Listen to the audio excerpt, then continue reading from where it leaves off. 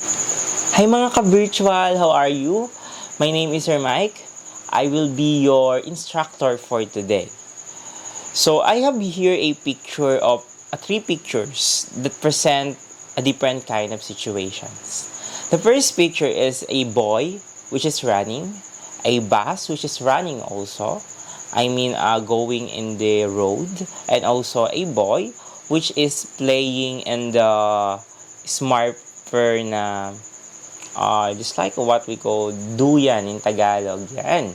So, first question is, what is common in the three pictures? So, ano kaya yung meron o what is the commonality or same among all those pictures presented? Yan. So, that is our main concern for today. During your grade 7 science, in the physics part of your module, we discussed about changes. Yan. Changes in velocity, changes in speed, which create a what we called, yan, very good ka-virtual, that is what we called motion. Yan. So the common among all those pictures, what we call, they are in motion. Yan. So in order for a boy or for a bus to go with, they need to create a motion, right?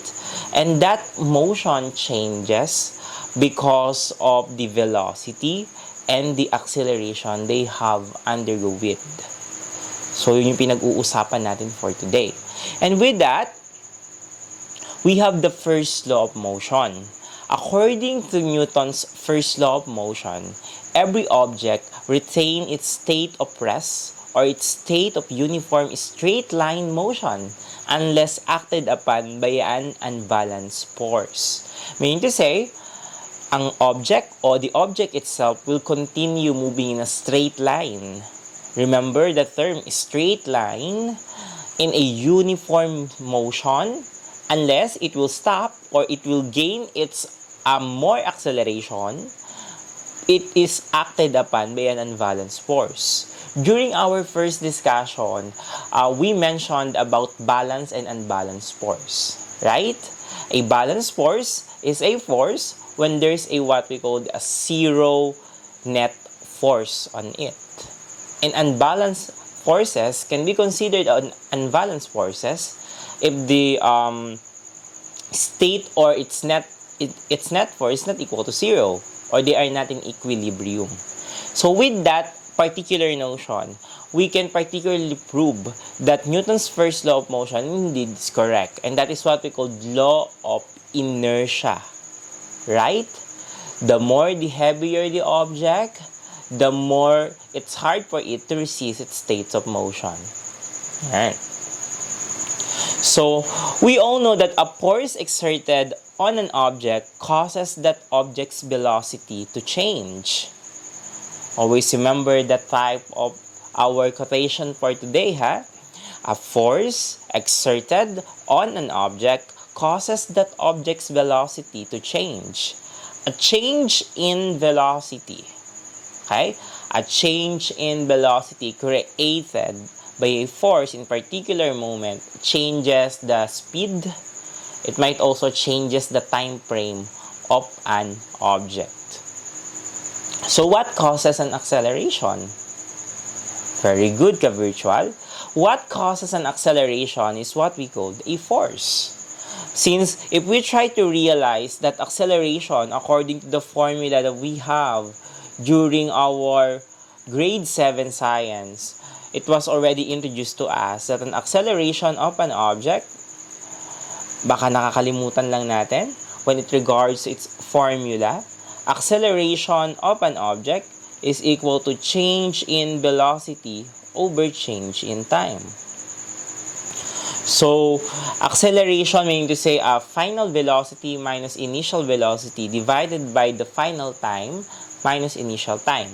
Meaning to say, we are concerned with the changes that takes place in the velocity and the changes that takes place in the changes of time. So that is our main concern when we are dealing with the acceleration. And acceleration is very important because when we accelerate, we are moving. And that moving is either in a straight line motion according to the first law of motion. We're going back to that particular postulate. That the first law of motion is very important together with the all laws of motion na meron tayo. Okay? So that second law of motion indicated by what we call an acceleration. And the second law is the law of acceleration. According to it, the acceleration of an object is directly proportional to the net force acting on it and inversely proportional to the mass of the object. So that is the second law of motion. And for us to understand this statement, we can derive the formula using a triangular approach. And how to use it? So let's try to check. And I want you to analyze that the triangle is very important. So there are three variables that involve in the law of acceleration. The force of an object, the mass of an object, and the acceleration itself. So according to the postulate or the statement of the second law of motion, it really indicated that the acceleration of an object is directly proportional to the net force of an object. Meaning to say, when the acceleration goes up, its net force also goes up. There's a direct relationship. But it is inversely proportional to the mass of an object. Meaning to say, the heavier the object, the harder for it to accelerate. Right? Because we are dealing with the mass of an object. Take for example, a bus. Yan. Bus is overloaded. When a bus is overloaded, it is hard for it to cause or to stop its motion. To accelerate. It is harder for a bus, particular car, if it's overloaded, it's hard for it to accelerate. Because according to the rule, the second law of motion, remember also that we are dealing with the law of motion, that is definitely truth, and that is definitely applied to all natural settings, that there's an inverse relationship between mass. So if the object goes up, the another variable or object goes down. So yun yung pinag-uusapan natin when it regards to inverse relationship. And that inverse relationship is very much more important when it regards to a what we call calculation. Yan. So let's start again to understand and appreciate the formula. So when we are dealing with the force of an object, that formula is only a multiplication, right? So according to our triangular approach, the force of an object is equal to the mass and acceleration of an object. But if we are looking for the mass of an object, it is divided by the force and the acceleration of an object. Together with the acceleration of an object is equal to force divided by the mass of an object. Very important to understand the formula. When we are looking for the force, we simply multiply the two variables below the triangle. The two variables below the triangle. When we are looking for the mass of an object, we simply divide the upper part of the triangle, which is the force, divided by the acceleration of an object. And when we are dealing with the acceleration of an object, we simply divided the force of an object to its mass. Now, let's deal with identifying or appreciating the formula. Right? Let me write again the formula here. So we have force, mass, and acceleration. Force, its unit is equal to, wait for a while. Force, okay. So the force of an object is equal to the mass multiplied by acceleration of an object. So we all know that mass of an object is equal to, what is the equivalent unit of the mass of an object of virtual? Very good. That is what we call kilogram. How about the acceleration of an object? The acceleration of an object is equal to meter per second squared. Yan. So, meter over second squared, I mean.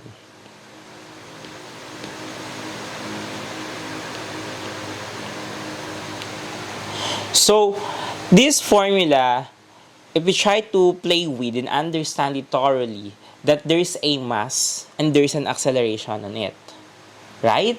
Meter per second squared. So, force thereafter is equal to kilogram meter per second squared.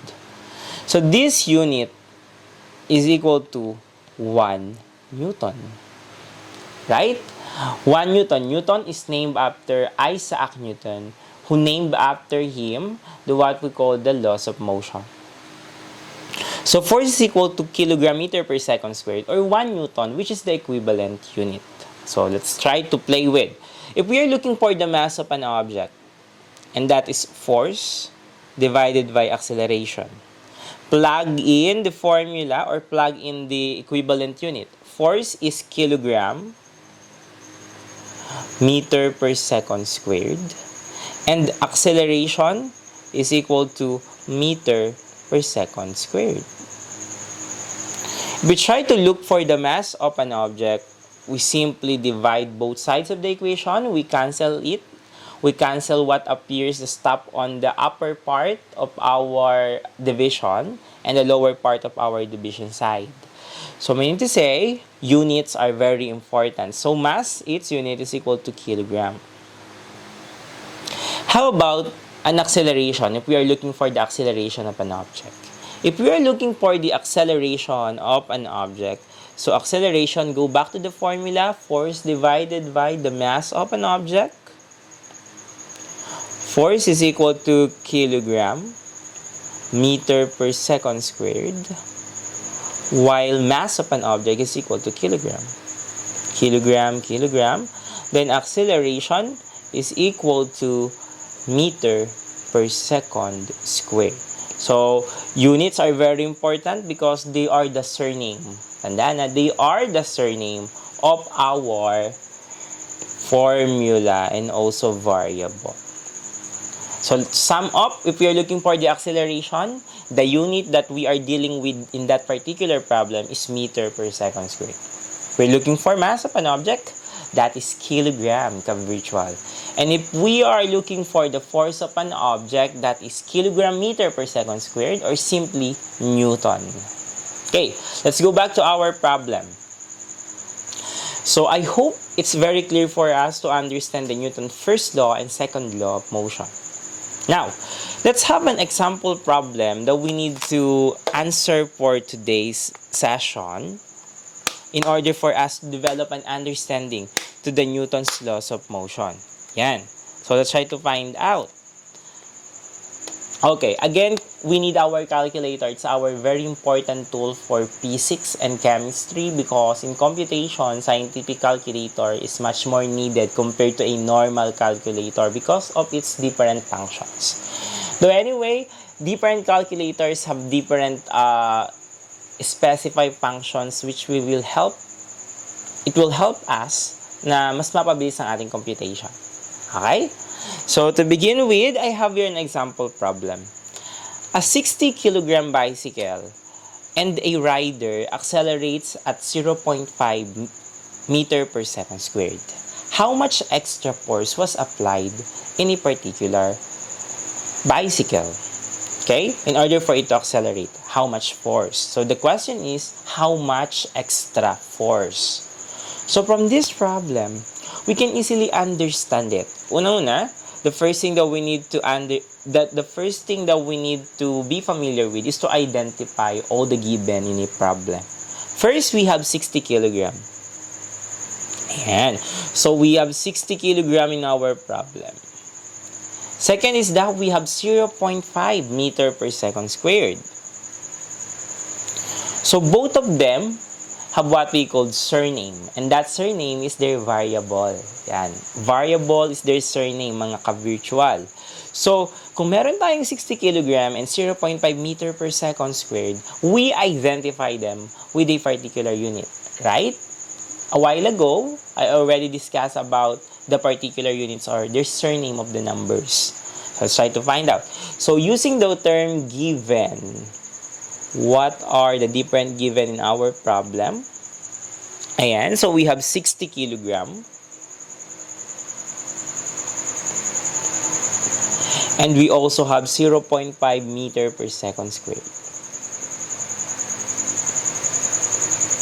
And so both of them or both of the given ay lalagyan natin ngayon ng surname.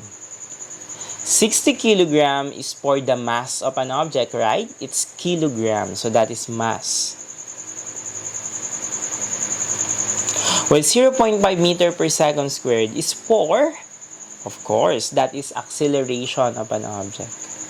Again, units are important because they are the surname. They are the pagkakakilanlan ng mga number in Tagalog. Okay. So, given, what is our unknown? And that is our question. What is our unknown?